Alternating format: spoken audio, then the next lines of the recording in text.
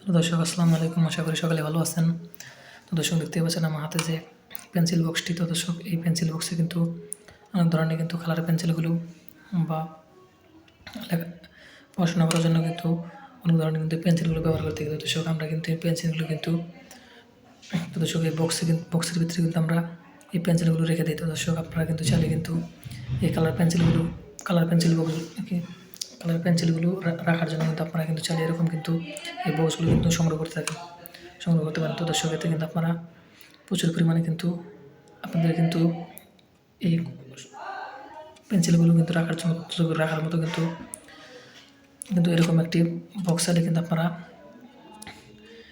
সংগ্রহ করতে পারেন। তো দর্শক, এতে কিন্তু আপনাদের কিন্তু এই পেন্সিলগুলো কিন্তু আপনারা অনেক সময় কিন্তু অন্য জায়গায় রেখে থাকেন। তো দর্শক, আপনাদের কিন্তু চাইলে কিন্তু এই পেন্সিল বক্সগুলো কিনলে কিন্তু আপনাদের কিন্তু অনেক সহজে কিন্তু আপনারা এই পেন্সিল বক্সের ভিতরেও কিন্তু আপনারা এই পেন্সিলগুলো কিন্তু রেখে দিতে পারবেন।